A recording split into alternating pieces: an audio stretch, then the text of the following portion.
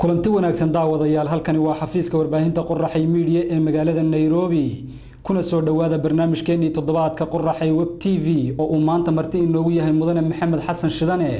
oo ah aqoon-yahan da'yar oo Soomaaliyeed kuna sugan magaalada Seattle Washington ee dalka Mareykanka.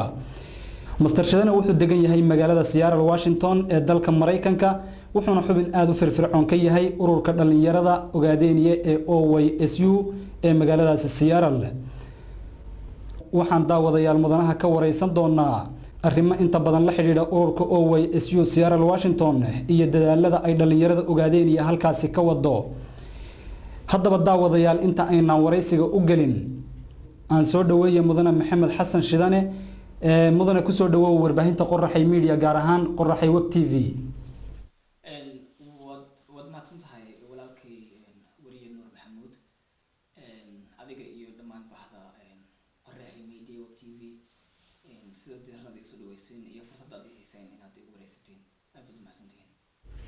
waad mahadsantahay mudane aan hore u galay su'aalaheena mudane maadaama oo aad tahay aqoon-yahan da'yar bal marka hore waxaad isbartaa bulshada Soomaaliyeed ee halkan ka daawanaysa si loo garto mudane Maxamed Xasan Shidane qofka uu yahay wallahi horta qofkii dib bulshada wax badan u soo qabtay mise sanado badan u soo shaqeynaya taariikh nololeed aad u sharaxan bulshada u soo bandhiga anigu macnaha waxaan hadda qabto weyn baas jirin laakiin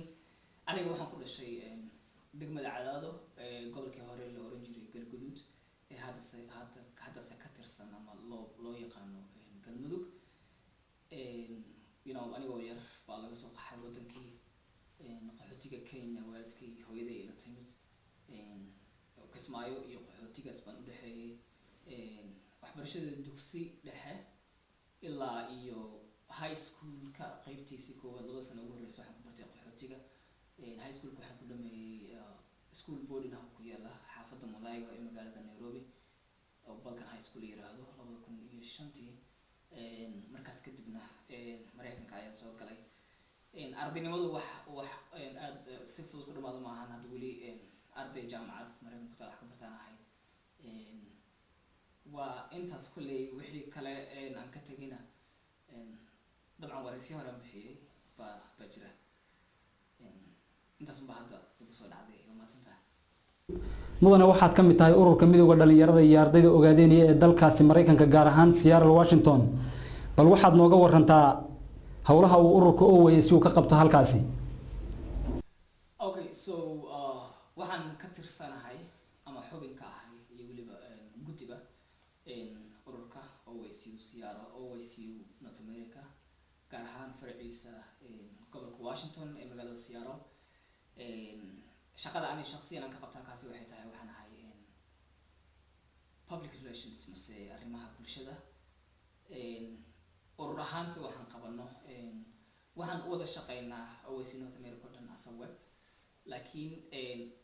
qaasatan marka loo kala qaado OYSU Seattle ahaan waxaan dabcan raacnaa oo ku shaqeynaa shaqo hawl sanadeedka ururka u dejisan iyo xafladaha la qabanayo iyo mudaharaadyada iyo mataqaana xusuuska la qabanayo intaba OYSU World wala ka siman tahay oo hal sanad hore baan leenahay markaas ba hadba qofkii hoggaanka noo haya ba midba markay dhamaato mid kale noo diyaariya siyaabo badan Soomaalida kale ururka nagula jirin bulshooyinka kale Soomaalida magaalada nala degan aad baan u wada shaqeynaa ururada siyaasadda wadamada haday noqoto iyo kuwa ururada kale bulshada ee aan siyaasadda ahayn oo maasantahay waayahay ma jiraan isku dayo aad sameyseen oo ku saabsan sidii xaaladda Ogaadeniye ka jirta aad ku gaarsiin lahaydeen bulshooyinka caalamka haddii ay noqon lahayd ardayda idinka oo kale ee jaamacadaha adduunka wax ka barta iyo goobaha iskuulada iyo bulshada caalamka ee la nooshihiin ma jira isku dayo aad ku gaarsiiseen xaaladda ka jirta Ogaadeniye su'aasha waa su'aal aad u qiimo badan una baaxad weyn waxay ila tahay in ka badan aan sameyn karno hadda se waxyaalo xiriiro badan oo jiraan aan la sameynay tusaale ahaan waxaan la shaqeynaa congressmanka laga doorto gobolka Washington gaar ahaan xaafad Soomaaliya ku baantay 37 districtiga congressman Adam Smith oo xafladaha naga kasoo qayb gala mataqaana aadna saaxiibo dhow u nahay xafiiskiisa waxaan kaloo la shaqeynaa ayadana shaqo aan la shaqeynay ururo kale sida Oxfam America kuwa la yiraahdo waa urur samafal Oxfam oo ka howlgasha Africa khaasatan bariga Africa ogaadeenaya ay ku jirto Soomaaliya agagaarkaas marka waan aad baan ula shaqeynaa hadba wixii ayaguna naga soo baxdaan baan ka caawinaa anagana hadba wixii aan uga baahano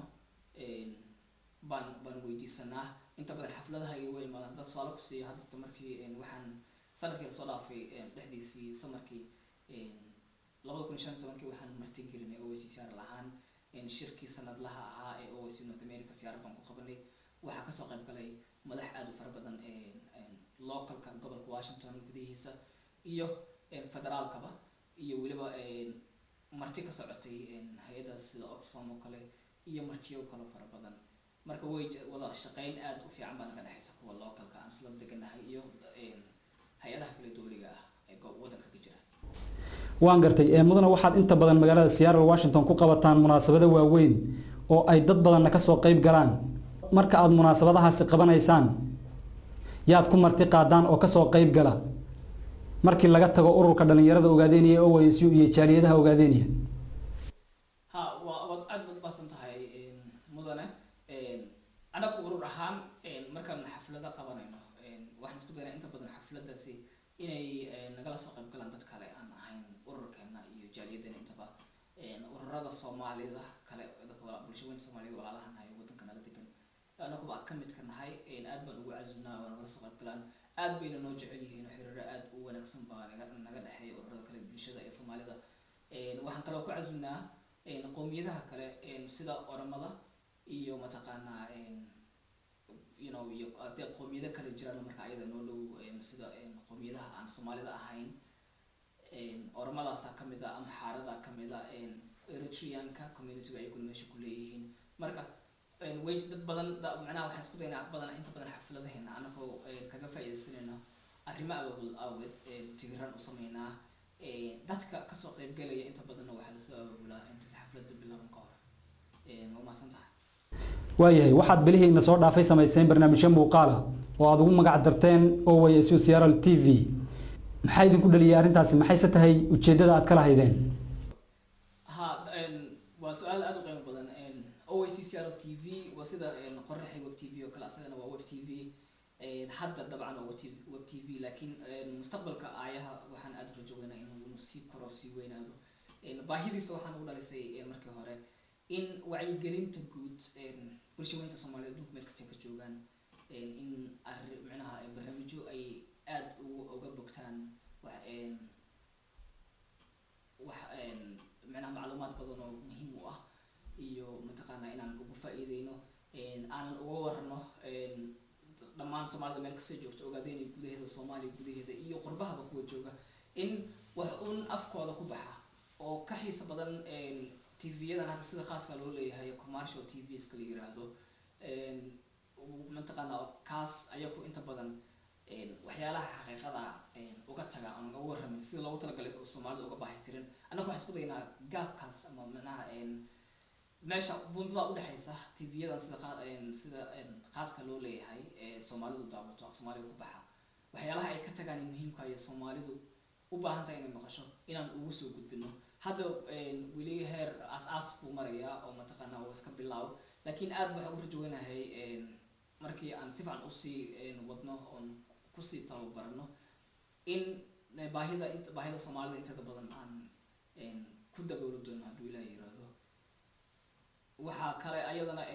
arrimaha markaas ayada hadba ka kacsan wadankii ka jira gudihiisa ka soo qaad arrimaha hadirtan boobka lagu hayo gaaska Ogaadeenaya oo kale iyo mataqaana qaraxyada Soomaaliya ka dhaca iyo dhibaatooyinka faragelinta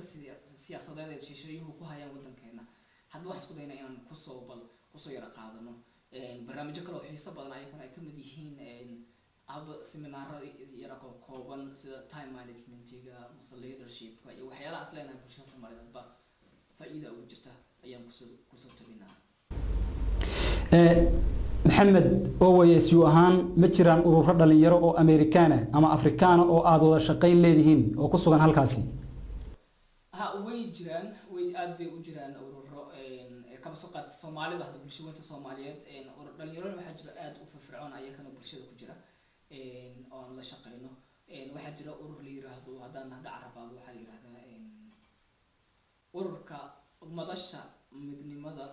iyo dimuqraadiyadda ama Forum for Democracy and Unity wuxuu leeyahay farac dhalinyaro leeyahay macnaha farac dhalinyaro oo siyaaro ku leeyahay aad baan u shaqeynaa oo bulsho aad iyo aad mataqaan dhalinyaro aad iyo aad u Soomaali jecel oo mataqaan aad u firfircoon waan la shaqeynaa inkastoo hadda wali aan wadno shaqada macnaha inaan la saaxiib uga dhigno halkanka dhammaan ururada kale meesha ka jira qowmiyadaha kala ah Afrikaanka iyo ajaanibta kalaba haddatan macnaha hadda waxa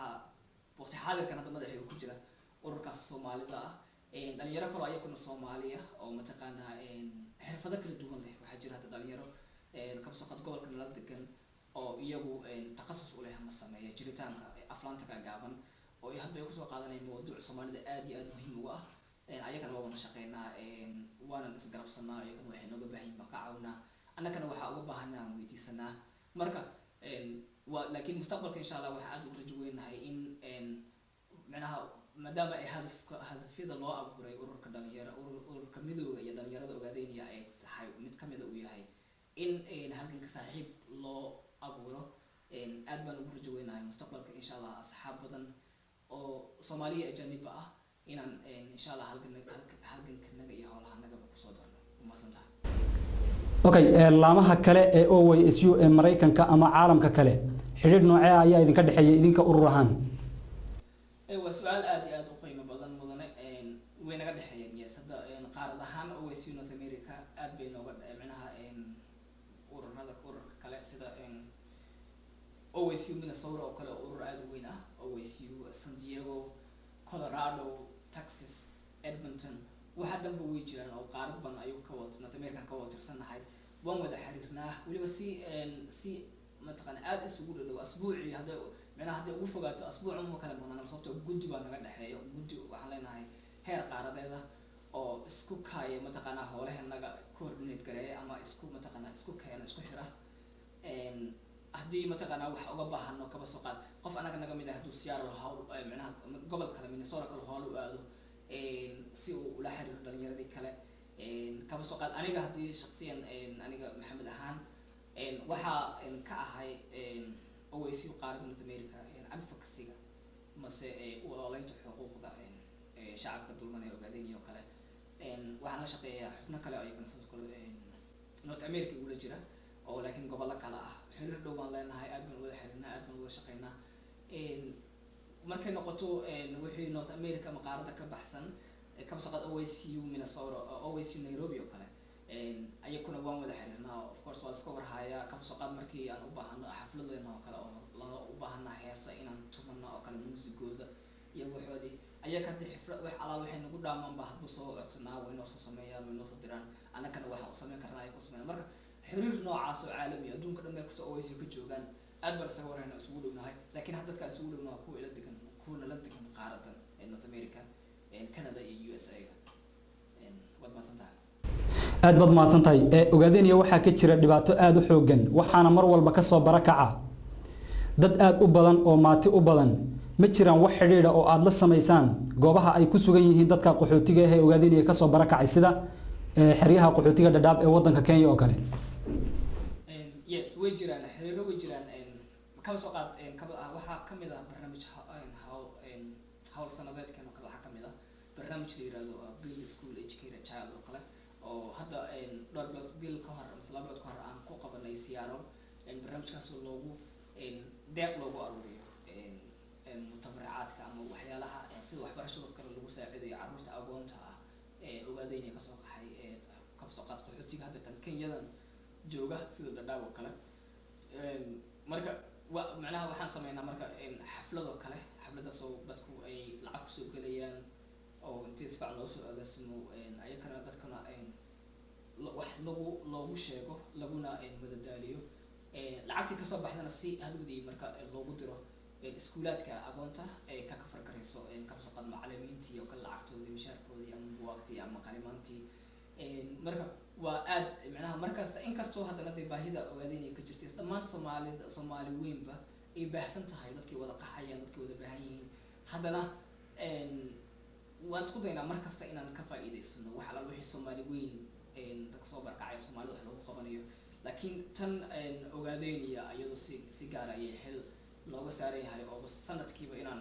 mar ilaa 3 mar oo kale u sameyno mataqaanaa barnaamijyo funds loogu aruurinayo iskuulaadka aqoonta wax ku bartaan oo kale iyo agabyadii wax ku baran lahaayeen sida buugtii qalimaantii iyo waxa noocaas waa maasantahay aad baad mahadsantahay mudane waxaan soo gaadhnay guntii iyo gabagabadii barnaamijkeena waxaa toddobaadyada social media haystay hadal hayn ku saabsan in Ethiopia China iyo Djibouti ay soo saarayaan shidaalka ogaadeynaya sideed maxamed ahaan u aragtaa arintaasi mase isleedahay way hirgeli kartaa arinta soo saaridda shidaalka ogaadeynaya ee ay ku heshiiyeen saddexda dawladood ee Ethiopia China iyo Djibouti su'aashaasi waa su'aal aad u qiimo badan wax badanna Soomaalida bulshooyinka Soomaalida dhulka tacliis ku nool ay u baahan tahay inay ku ogaato mid waa mid koowaad ogaadeynaya waddan dad Soomaaliyeed iyo dad Soomaaliyeed oo gumaysi haysto taasi cidna shaki kaga ma jiro Djibouti waa dad Soomaaliyeed iyo dad Soomaaliyeed ayadana taasna cid shaki kaga ma jiro marka in hadda waqti xaadirkan la joogo in horto ayaan daro in Djibouti oo dad walaalaheena dadnimo iyo walaalnimo iyo derisnimo intaba naga dhaxayso inay mataqaanaa cadawga noo soo kalkaalaan ama cadawga noo soo raacaan ayagoo weliba ka faa'iidaysanaya gumaysiga iyo dhibaatada aan ku jirno horta waa ayaan daro teeda leh waxaan aad u jeclahay inaan ku darsado fursadan kaga faa'iidaysto taariikhda qoyan hadda dib u fiiriso kaba soo qaad waddanka South Sudan oo kale koonfurta Sudan waa waddan mar dhow waddan noqday waxaa la ogyahay sida cad la ogyahay oo mataqaanaa daraasad ay ku sameeyeen laamaha wararka sida Al Jazeera oo kale waxaa la ogaaday in mataqaanaa dadkan kaba soo qaad dadka inta halgamayay hadda markay waddan noqdeen dhulkan ay degan yihiinba in dadkan horey loo kala gatay mataqaanaa qabqablayaashooda ha gataan mase si kale waxa looga qaato haddana dhulka khayraad ku jira dad kale ay leeyihiin oo shisheeye oo Yurub iyo Mareykan waxaan aad ugu rajaynayaa inaysan taas weli ka dhicin ogaadeynaya laakiin taas waxay ku tusaysaa marka sida Soomaali haddaan Soomaali nahay dhammaan gudi ah macnaha bulshooyinka Soomaaliyeed meel kasta aan joogno guud ahaanba sida vulnerable dadka nagu yihiin in saas loo boobo ogaadeynaya hadda gumaysiga iskaba dhaafe Soomaalidan kale hadda inay xor yihiin isku haysa sida dowlad goboleedyada Puntland iyo Somaliland oo kale ayaa laga yaabaa in ayaguna saas oo kale shacabka dhulka ay geela daajisanayeen xoolaha daajisanayeen ama beeranayeen ay mataqaanaa laga soo hunguriyay ama mar hore laga mataqaanaa xoog looga qaatay ama lacag looga qaatay marka inta laga helayo bariga Afrika qaybta Soomaalida ka deganta inta laga helayo dawlado Soomaaliyeed waaweyn oo xoog leh oo shacabka Soomaalida matala xuquuqdoodana dhowra ilama ahan ilma fiicna in mataqaanaa China iyo Ethiopia khayraad ay dad Soomaaliyeed leeyihiin in faraha loo geliyo sababtoo waxaa la ogyahay in inta wax wanaag nala jeclayn haddaan tusaale yar ku darsado hadeertaan maalmahan hadda dhow waxaa Soomaaliya ka jira webiyaashii sida Shabeelle iyo Jubbooyin kale waa qalaleen dadka Soomaalida waxay ku leeyihiin war abaaraha jira dadka baabay lacag loo rari lisma weydiinayo maxaa horta waa qadar Ilaahay abaartu inay dhacdo in webiyaashu qallalaan waa qadar Ilaahay laakiin waxaan waxay ka bilowday in la isweydiiyo fiican Soomaaliya meel ka dhibaato kasta oo Soomaalida maanta haysata Ethiopia lug bay ku leedahay nasiib xumo dadka madaxda noo ah waxay isku dayeen inay raadkaas qariyaan si ay shaqadooda u badbaadsan iyo haddii u badato naftooda laakiin xaqiiqada waxay tahay Soomaaliya ama Soomaaliba meel kasta joogto ayaan daraad soo kusoo habsatay laakiin midna waa mid rabaani oo duco iyo waxaa naga kaafisa mataqaanaa alla bari midna waa mid mataqaanaa aan wax ka qaban karno gumaysina haysta oo gumaysi nagu soo duulay dadkeena iyo diinteena iyo cirdigeena iyo sharafteena usoo dhigtay aan u wada guntano garbahaas qabsano Soomaali ahaan aan ka hortagno aan iska saarno ugu dambeyntii mudane maxaad ugu baaqaysaa guud ahaan dhalinyarada Soomaaliyeed ee guud iyo dibadba ku sugan meel dooniba ha joogaan aad baad u maasantahay mudane guud ahaan bulshooyinka Soomaaliyeed khaasatan dhalinyarada waxaan dhihi lahaa warnimo yahow dalka iyo dadkaba aan sida u dhaamano wallahi macnaha wadan kasta dunida ka jira oo horumar gaaray waxa horumarkaas gaarsiiyay waa dhalinyaro wadan kasta wadanka hadii maanta ee Soomaaliya la qaato ama dhulka soo Soomaaliyeed ogaadeen ku jirta wala qaato waxa ugu badan oo saameynaya waa dhalinyarada because ilaahay oo horta meesha wadka qof kasta u soo jiro balse waxa qiyaas laga qiyaasan karaa marka dhalinyaro tahay nolol badan baa ku hasan haduu ilaahay ku gaarsiiyo marka dhulkii iyo sharaftii aad ku noolaan lahayd way waxa la soo hunguriyeynayay waxa lagaga faa'iideysanayana waxay tahay aqoonta lagu dheeriyahay iyo awoodda lagu dheeriyahay aqoontii awoodda labadu waa la samaysan karaa aniga waxaan dhihi lahaa bulshooyinka Soomaaliyeed meel kasta adduunka joogan fadlan hala kaco waxa hadda ugu fudud aan qabsan karnaa waxay tahay bal shakhsi kasta oo Soomaali ah adduunka meel kasta ka joog adiga noloshaada ismaareen go to school wax baro isdhis adiga marka hore markaas ka bacdi waad kaga wax tari kartaa qurbe iyo tahriib inkastoo ay baahi baahsan ka jirto guud ahaan gobolada Soomaalidu degan tahay wadamada Soomaalidu degan tahay haddana waxa macnaha meel kastoo adduunka ka joogto waxa macnaha inaad cararto oo dalkii ka cararto waxa ka muhiimsan inaad inta wax barato dalkaaga difaacato oo mataqaana dhexda u xirato dhammaan inta dhalinyarada Soomaaliyeed dhalinyaro badan waxay tahay macnaha ilaahay nagu manaystay oo aad u baratay qurbaha jooga waxaan dhihi lahaa war idinku waad ka baxdeen wadankii waxa u soo barateen fadlan wadankii ha lagu soo laabto fadlan wadamadiina ku soo laabta fadlan dad macnaha idinkoo nool oo maanta wax barasho heer sare haysta dalalkiini iyo dalalkiini awayaashiin iyo aabiyashiin kaga macnaha inay soo gaarsiiyeen wadan xun oo Afrikaan oo daristihiin yuusan ka qaadaneen macnaha wadan xun oo Afrikaan iska dhaafay cidnaha kaga heebaysin inuu dalkiina qaato sida kaliya kaga hortay karteen oo idinku wadankiina u soo jeesta xaqiiqadan istaabsiya aad baad u mahadsan tahay waxaan aad ugu rajaynahay mustaqbalka dhow inaan haddana saan oo kale mar isugu soo laabano hadduu Ilaahay yiraahdo inta ka horeysa dhammaan bahda saxaafadda ee Qorraxay Media iyo dhammaan guud ahaan shacabka Soomaaliyeed dunida meel kasta kaga nool gaar ahaan kuwa ogaadeynaya halkan ku jira waxaan leeyahay kuuli gobonimo liftu way dhowdahay fadlayana dharsan yana laga daalin ilaahayna xaqayna wada garansiyo wad mahadsantihiin aad iyo aad baad mahadsan tahay daawadayaalkaasi wuxuu ahaa Maxamed Xasan Shidane oo barnaamijkeena Qorraxay Web TV maanta marti inoogu ahaa guud ahaan barnaamijkeenii toddobaadkan intaasi ayaynu maanta ku soo gabagabaynaynaa barnaamijka waxa idin la socodsiinayay anigoo aan Nuur Maxamed dhanka kaameradana waxa joogay injineer Cabdi Xakiin Ilbuur aad iyo aad baad mahadsantihiin